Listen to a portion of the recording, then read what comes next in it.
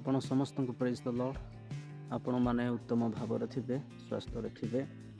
ମୁଁ ଆଶା କରେ ପ୍ରଭୁଙ୍କ ବିଶେଷ ମହାନ ନାମର ଧନ୍ୟବାଦ ହେଉ। ଆଜି ପୁଣି ଥରେ ମୁଁ ଏହି ଭିଡ଼ିଓକୁ ଆସିଛି, ଭିଡ଼ିଓ ବନେଇଛି। ଆପଣମାନଙ୍କ ସମ୍ମୁଖରେ କିଛି ମହତ୍ତ୍ୱପୂର୍ଣ୍ଣ ବିଷୟଟି ମୁଁ ରଖିବା ପାଇଁ ଚାହେଁ। ପ୍ରସଙ୍ଗଟି ଆଉ ପ୍ରସଙ୍ଗର ନାମ ହେଉଛି ଇସ୍ରାଏଲର ଲୋକମାନେ ପ୍ରଭୁଙ୍କ ଦାସଙ୍କ ଉପରେ ବଚସା କଲେ।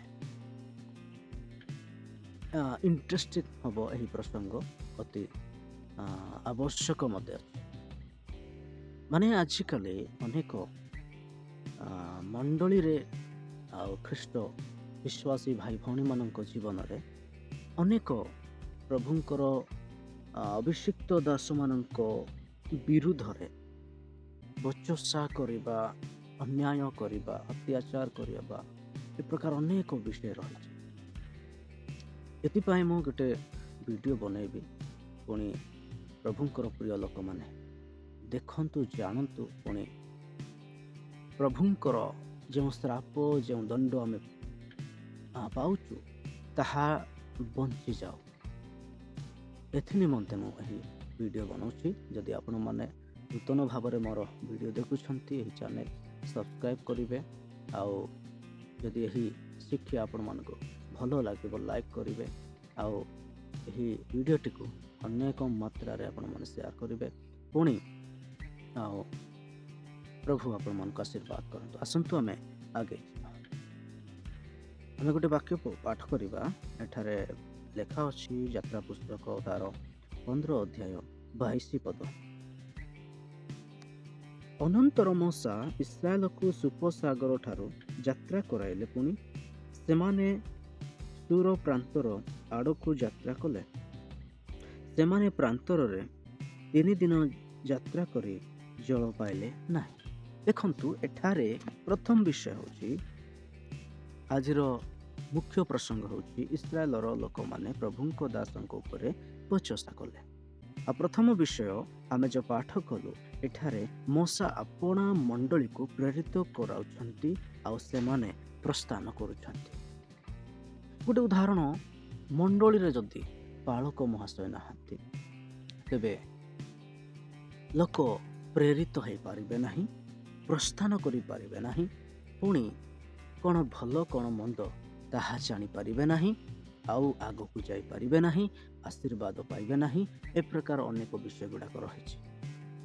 ମଣ୍ଡଳୀରେ ପାଳକର ନିହାତି ଆବଶ୍ୟକ। ଅନେକ ନିଜେ ନିଜେ ମଣ୍ଡଳୀମାନଙ୍କୁ ଆଜିକାଲି କ'ଣ କରୁଛନ୍ତି, ଦେଖୁଛନ୍ତି, ଲାଳନ ପାଳନ କରୁଛନ୍ତି, କିନ୍ତୁ ତାଙ୍କର ଆହ୍ୱାନ ନାହିଁ, ପାଳକୀୟ ଆହ୍ୱାନ। ସେଇ ଦାନ ପାଇଁ, ସେଇ ଦଶମାଂଶ ପାଇଁ, ସେହି ମୋଟି ଚାଉଳ ପାଇଁ, କ'ଣ ପାଇଁ ଲାଳସ କରି ନିଜେ ନିଜେ କ'ଣ କରୁଛନ୍ତି, ମଣ୍ଡଳୀକୁ ଚଲାଉଛନ୍ତି। ଆମର ଅଧିକାର ନାହିଁ। ଯଦି ପ୍ରଭୁଙ୍କର ଆହ୍ୱାନ ନାହିଁ ସେହି କାର୍ଯ୍ୟ କରିବା ପାଇଁ, ତେବେ ଆମମାନଙ୍କର ଅଧିକାର ନାହିଁ। ଆଉ ଏଠାରେ ଆମେ ଜାଣୁ ମୋଶାଙ୍କ ବିଷୟରେ, ମାନେ ପ୍ରଭୁଙ୍କର ଦାସ, ମହାନ ଅଭିଷିକ୍ତ ଦାସ ମୋଶାଙ୍କ ବିଷୟରେ ଆମେ ଜାଣୁ। ପ୍ରଭୁ ଅଦ୍ଭୁତ ଭାବରେ ତାଙ୍କୁ କ'ଣ କରୁଛନ୍ତି, ସବୁ ଦର୍ଶନ ଦେଇ ଦେଇ ତାଙ୍କୁ ଆହ୍ୱାନ କରୁଛନ୍ତି, ସେଠାକୁ ପହଞ୍ଚାଉଛନ୍ତି। ସେ ପ୍ରକାର ପ୍ରଭୁ ଯଦି ଆମ୍ଭକୁ ଆହ୍ୱାନ କରିଛନ୍ତି, ଆମେ ମଣ୍ଡଳୀକୁ ଲାଳନ ପାଳନ କରିପାରିବା, ମଣ୍ଡଳୀର ଦାୟିତ୍ୱ ନେଇପାରିବା, ନହେଲେ ଆମେ କରିପାରିବା ନାହିଁ। ଅନେକ ଲୋକ ନିଜର ଛୁଆମାନଙ୍କୁ ମଧ୍ୟ ଏ ପ୍ରକାର କରନ୍ତି। ନିଜେ ରିଟାୟାର୍ଡ଼ ହେଲେ ଛୁଆମାନଙ୍କୁ ସେ ଜାଗାରେ ସ୍ଥାପନା କରିଦିଅନ୍ତି, ସେଠାରେ ଦେଖିବା ପାଇଁ ସେମାନଙ୍କୁ ପ୍ରେରିତ କରାନ୍ତି। କିନ୍ତୁ ପ୍ରଭୁଙ୍କର ଯୋଜନା, ପ୍ରଭୁଙ୍କର କଲିଂ, ଆହ୍ୱାନ ତାଙ୍କ ଉପରେ ନଥିବ। ଏମିତି ନୁହେଁ, ମୋର ଛୁଆ ହେଲେ ମଧ୍ୟ ପ୍ରଭୁ ଯଦି ତାକୁ ଆହ୍ୱାନ କରିନାହାନ୍ତି, ଅଧିକାର ନାହିଁ ସେଠାରେ ଦେବା ପାଇଁ। ବିଶେଷ ପ୍ରଭୁଙ୍କର ପ୍ରିୟ ଲୋକମାନେ ଏ ବିଷୟ ଆମେ ଜାଣିବା ଦରକାର। ଆଉ ଦ୍ୱିତୀୟ କଥା, ସେଇ ପାଳକ, ସେଇ ଏଠାରେ କ'ଣ କରୁଛନ୍ତି, ମୋଶା, ପ୍ରଭୁଙ୍କର ଦାସ ମୋଶା, ସେ ଲୋକମାନଙ୍କୁ ମଣ୍ଡଳୀର କ'ଣ କରୁଛନ୍ତି, ପ୍ରେରିତ କରାଉଛନ୍ତି ପ୍ରସ୍ଥାନ କରିବା ପାଇଁ। ଏ ପ୍ରକାର ଆପଣ ମୁଁ କରିବା ଦରକାର ଯେ ଜଣେ ଯଦି ଜାଣୁନାହାନ୍ତି ତାହାଙ୍କୁ ଆମେ ସାହାଯ୍ୟ କରିବା। ତାହାଙ୍କୁ ଆମେ ଉନ୍ନତ କରାଇବା, ଆମମାନଙ୍କର ସପୋର୍ଟ କରିବା ନିହାତି ଆବଶ୍ୟକ। ପଇସା ଦେଇ ନାହିଁ, ଆମେ ତାଙ୍କୁ ଉତ୍ସାହିତ ଉଦ୍ଦୀପନା କରିବା ଦରକାର। ବାବୁ ଏମିତି ନୁହେଁ, ଏମିତି ଝିଅ ଏମିତି ନୁହେଁ, ଏମିତି ଗଲେ ଆମେ ସେହି ଲକ୍ଷ୍ୟ ସ୍ଥାନରେ ପହଞ୍ଚିବା, ପ୍ରଭୁ ମହିମା ପାଇବ, ଗୌରବ ପାଇବ। ପ୍ରଭୁଙ୍କ ମହାନ ନାମର ଧନ୍ୟବାଦ ହେଉ। ପୁଣି ଦ୍ୱିତୀୟ ବିଷୟଟା ଆମେ ଦେଖିବା 15 ଅଧ୍ୟାୟ ତାର 22ରେ ପୁଣି ଥରେ ଅନନ୍ତର ମୂଷା ଇସ୍ରାଏଲକୁ ସୁପସାଗର ଠାରୁ ଯାତ୍ରା କରାଇଲେ, ପୁଣି ସେମାନେ ସୁର ପ୍ରାନ୍ତର ଆଡ଼କୁ ଯାତ୍ରା କଲେ। ସେମାନେ ପ୍ରାନ୍ତରରେ 3 ଦିନ ଯାତ୍ରା କରି ଜଳ ପାଇଲେ ନାହିଁ। ଏଠାରେ ଆଉ ସେମାନେ 3 ଦିନ ପ୍ରସ୍ଥାନ କରିବା ସମୟରେ ପିଇବା ନିମନ୍ତେ ଜଳ ପାଇଲେ ନାହିଁ। ମାନେ ଯାହାଙ୍କୁ ପ୍ରଭୁ ଆହ୍ୱାନ କରିଛନ୍ତି ତାଙ୍କର ସେବା ପାଇଁ, ସେହି ସେବାରେ ଅନେକ ଯେ ତାଡ଼ନା ଆସିଥାଏ, ନିନ୍ଦା ଆସିଥାଏ, ଅଭାବ ଆସିଥାଏ। ବେଳେବେଳେ ଖାଇବା ପାଇଁ ମିଳିବ ନାହିଁ, ବେଳେବେଳେ ଶୋଇବା ପାଇଁ ମିଳିବ ନାହିଁ। ଅନେକ ଷ୍ଟ୍ରଗଲ୍ ରହିଛି, ଅନେକ କଷ୍ଟ ବିଷୟ ରହିଛି। ଅନେକ ଲୋକ ଭାବନ୍ତି ସେବା କାର୍ଯ୍ୟ ଚାକିରି ନୁହେଁ। ଏ ସେବା କାର୍ଯ୍ୟ ଚାକିରିଠୁ ମଧ୍ୟ ଶ୍ରେଷ୍ଠ ଅଟେ। ସ୍ୱର୍ଗର ଚାକିରି, ସ୍ୱର୍ଗର ପରମେଶ୍ୱର ଆମମାନଙ୍କୁ ସେବା ଦେଇଛନ୍ତି, ତାହା ଶ୍ରେଷ୍ଠ ଅଟେ, ଚାକିରି ନୁହେଁ। ଯାହାର କଲିଂ ନାହିଁ ସେ ସେବା କାର୍ଯ୍ୟ କରିପାରିବ ନାହିଁ। ଆଉ ଯାହାଙ୍କୁ ପ୍ରଭୁ ଆହ୍ୱାନ କରିଛନ୍ତି, ଦର୍ଶନ ଦେଇଛନ୍ତି, ପ୍ରଭୁଙ୍କର ଆବାଜକୁ ଶୁଣିଛନ୍ତି, ସେ କେବେ ମଧ୍ୟ ପଛକୁ ହେବ ନାହିଁ। ଆଜି ଅନେକ ପଛକୁ ହୋଇଛନ୍ତି, ଅନେକ କାରଣ ଗୁଡ଼ାକ ରହିଛି। ସେବା କାର୍ଯ୍ୟରେ ଏହିପରି ଅନେକ ଆମମାନଙ୍କ ଜୀବନରେ ଆସିଥାଏ, ତାହା ଉତ୍ତମ ବିଷୟ ଅଟେ। ଆମମାନଙ୍କ ଜୀବନରେ ଅଭାବ ଆସିବା ତାହା ଉତ୍ତମ ବିଷୟ, କାହିଁକି ନା ସେ ଦ୍ୱାରା ଆମେ ପ୍ରଭୁଙ୍କୁ ପ୍ରଶଂସା କରୁ। ଜଣେ ସେ ପ୍ରକାର ଯାଉଥିବ ଆଉ ତାଙ୍କ ସମ୍ମୁଖରେ ସେ ବିଷୟ ଗୁଡ଼ାକ ଯେତେବେଳେ ଆସିବ, ସେ ନିରାଶ ହେବ। ସେ ସମୟରେ ଆମେ ଯାଇ ତାଙ୍କୁ ଆଶା, ତାଙ୍କୁ ଭରସା, ତାଙ୍କୁ ଉତ୍ସାହ ଉଦ୍ଦୀପନା କରିବା। ପ୍ରଭୁଙ୍କ ମହାନ ନାମର ବିଶେଷ ଧନ୍ୟବାଦ ହେବ। ପୁଣି ଯେତେବେଳେ ଆମେ ପାଠ କରୁଛୁ 23 ଆଉ 24, ତୃତୀୟ ବିଷୟ ଅନନ୍ତର ମୂଷା 23 ଆଉ 24, ତେଣୁ ସେମାନେ ମାରାଠାରେ ଉପସ୍ଥିତ ହୁଅନ୍ତେ, ତିକ୍ତତା ହେତୁରୁ ମାରାର ଜଳପାନ କରିପାରିଲେ ନାହିଁ। ଏଣୁ ତାହାର ନାମ ମାରା ତିକ୍ତତା ହେଲା। ସେତେବେଳେ ଲୋକମାନେ ମୂଷାଙ୍କ ବିରୁଦ୍ଧରେ ବଚସା କରି କହିଲେ, ଆମ୍ଭେମାନେ କ'ଣ ପିଇବା? ଏଠାରେ ଦେଖନ୍ତୁ, ଯେତେବେଳେ ମାରାଠାରେ ପହଞ୍ଚୁଛନ୍ତି ସେମାନଙ୍କୁ ପାଣି ମିଳୁନାହିଁ। ପୂର୍ବରୁ ପାଣି ମିଳୁନାହିଁ, ଯେତେବେଳେ ମାରାଠାରେ ପହଞ୍ଚୁଛନ୍ତି ପାଣି ମିଳିଲା, କିନ୍ତୁ ସେ ପାଣି କେମିତି ଥିଲା? ଲୁଣିଆ ପାଣି ଥିଲା, ତିକ୍ତତା।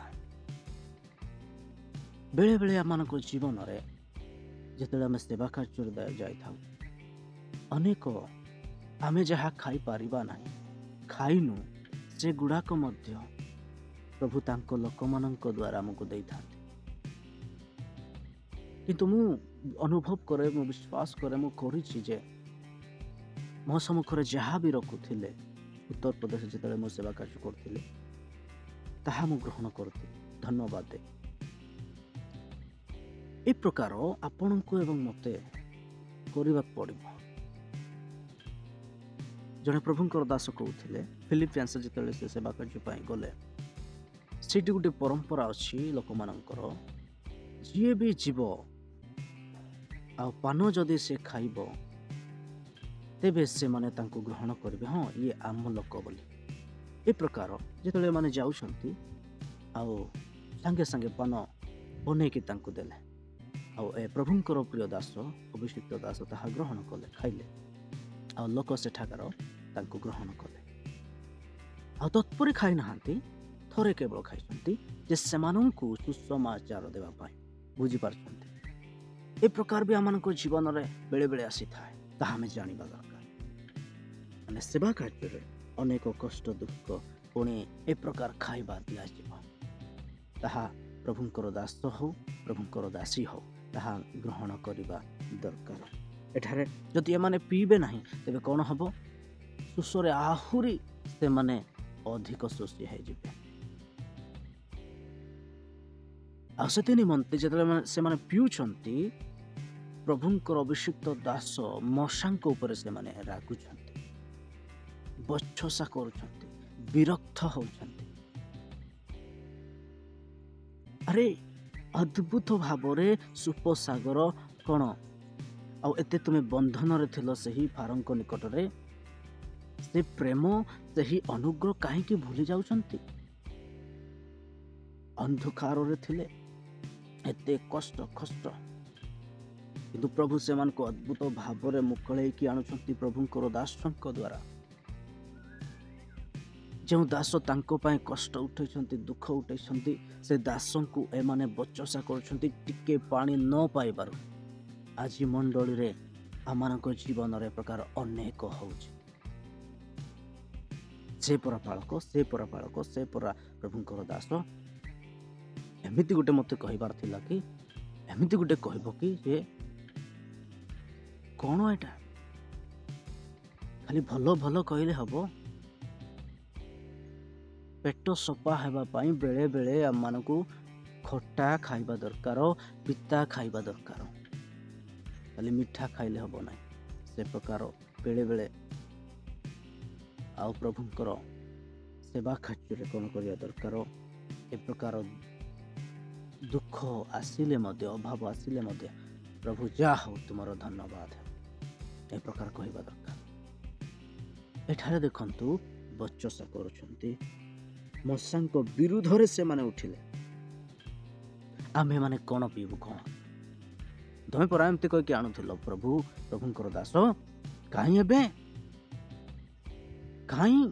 ଏ ପ୍ରକାର ସେମାନେ ତାଙ୍କୁ ବିରୁଦ୍ଧରେ ଅନେକ ଲୋକ ପଥର ଉଠେଇବା ପାଇଁ, ଅନେକ ଲୋକ କେତେ କ'ଣ ମାଇଣ୍ଡ ଇଏ କରୁଛନ୍ତି। ସେତେବେଳେ ଅବ୍ରାହମଙ୍କୁ କହିଲେ ପରମେଶ୍ୱର, ଯିଏ ତୁମକୁ ଆଶୀର୍ବାଦ କରିବ ତାକୁ ମୁଁ ଆଶୀର୍ବାଦ କରିବି, ଯିଏ ତୁମକୁ ଆଉ ଶ୍ରାପ ଦେବ ମୁଁ ତାକୁ ଶ୍ରାପ ଦେବି। ମାନେ ତାହା ଆମେ ଜାଣିବା ଦରକାର, ପ୍ରଭୁଙ୍କର ଅଭିଷିକ୍ତ ଦାସଙ୍କ ବିରୁଦ୍ଧରେ ଆମେ ଯାଇପାରିବା ନାହିଁ। ଯଦି ଯିବା ଆମେ ପରମେଶ୍ୱର, ସ୍ୱର୍ଗର ପରମେଶ୍ୱରଙ୍କର ବିରୁଦ୍ଧରେ ଯାଉଛୁ। ପ୍ରଭୁ ଚାହାନ୍ତି ଯେ ଏମାନେ ଆନନ୍ଦରେ ରୁହନ୍ତୁ, ଖୁସିରେ ରୁହନ୍ତୁ। ପୁଣି ସେଥିପାଇଁ ସେ ଆଣୁଛନ୍ତି ଇସ୍ରାଏଲ ଲୋକମାନଙ୍କୁ, କିନ୍ତୁ ଏମାନେ ବୁଝିପାରୁନାହାନ୍ତି। ଆଉ ଗୋଟିଏ ଆମେ ଦେଖିବା, ଏ ପ୍ରକାର ଗୋଟେ ବିଷୟ କହିବି, ବେଳେବେଳେ ଉପବାସ କରିବା ବି ନିହାତି ଆବଶ୍ୟକ। ଏଠାରେ ଉପବାସ କରୁଛନ୍ତି ବିନା ଖାଇ ବିନା ପିଇ। ଏମିତି ସପ୍ତାହକୁ ଥରେ ଆମେ ଉପବାସ ରହିବା ଦରକାର। ଏବେ କ'ଣ ହବ? ଆତ୍ମିକତାରେ ଆମମାନେ ବୃଦ୍ଧି ହେଇପାରିବା।